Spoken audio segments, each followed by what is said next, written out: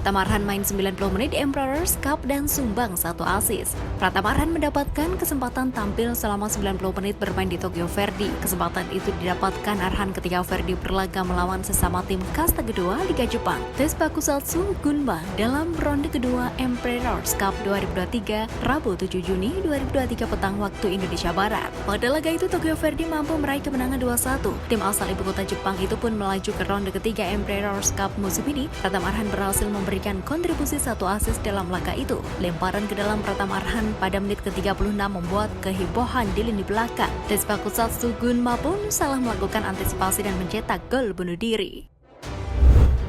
Masih cedera, Sadil Ramdhani terancam gagal membela timnas Indonesia. Cedera Sadil Ramdhani masih belum sembuh. Winger Sabah FC di Liga Super Malaysia itu terancam gagal membela timnas Indonesia dalam FIFA Matchday Juni 2023.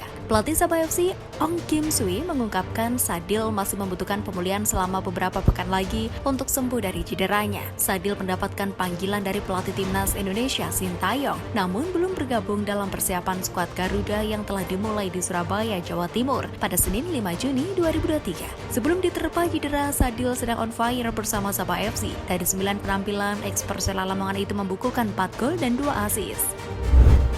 Jordi Amat buka suara setelah cedera di Liga Malaysia. Timnas Indonesia mendapatkan kabar buruk untuk menghadapi Timnas Palestina dan Timnas Argentina di FIFA Matchday Juni 2023. Dua pemain Timnas Indonesia mengalami cedera di Liga Malaysia. Keduanya adalah Jordi Amat dan Sadil Ramdhani. Jordi Amat dikabarkan menderita cedera ringan ketika membela Johor Darul Takzim JDT melawan Panang FC dalam pekan ke-13 Liga Super Malaysia di Stadion Negeri Pulau Pinang 3 Juni 2023. Namun melalui akun Instagramnya pada Selasa 6 Juni 2023, Jordi Amat konfirmasi tidak mengalami cedera yang serius dan kondisinya perlahan membaik.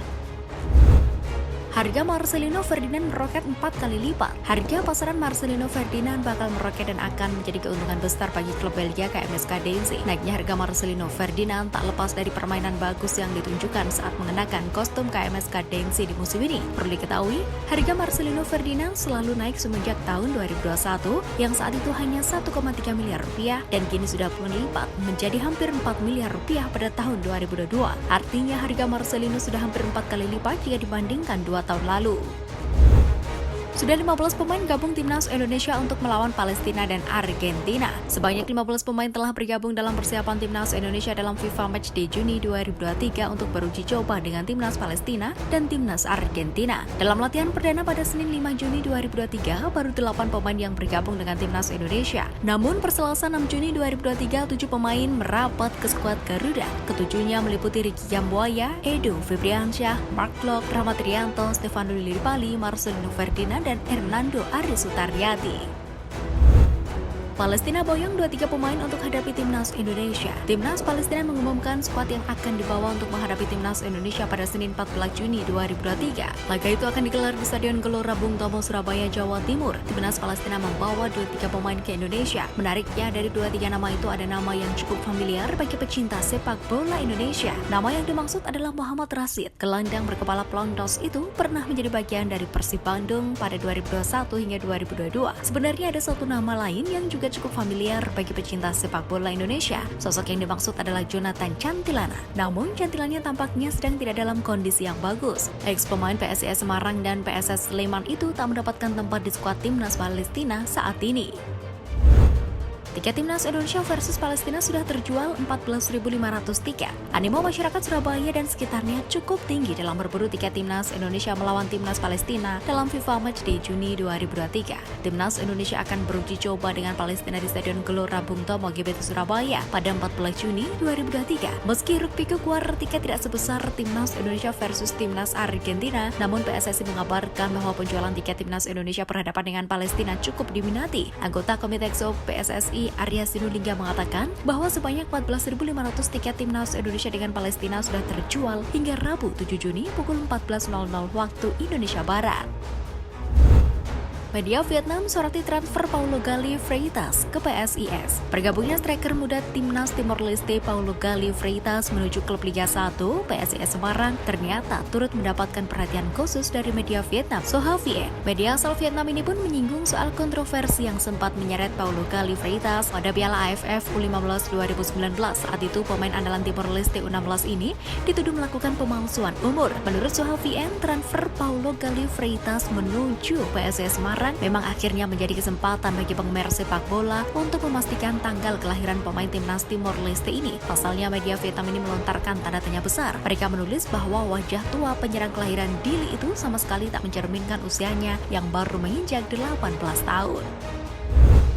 Tutup rangkaian TC, PSS bakal menantang Borneo FC. PSS Sleman telah merampungkan pemusat latihan atau training center selama 11 hari di Kaliurang, Sleman. TC ditutup dengan uji tanding menghadapi Persib Pekalongan di lapangan Pakem Binangun, Sleman, Selasa 6 Juni 2023 sore. Laga uji tanding dimenangkan PSS Sleman dengan skor 2-0. Setelah menang lawan Persib Pekalongan, tim berjulukan Superlang Jawa itu langsung mengalihkan fokus menatap kompetisi BRI Liga 1 2023-2024. Untuk mematangkan persiapan, mereka mengagendakan rangkaian uji coba di Sleman. Selain Borneo FC, ada beberapa tim Liga 1 lainnya yang akan jadi lawan PSS Sleman.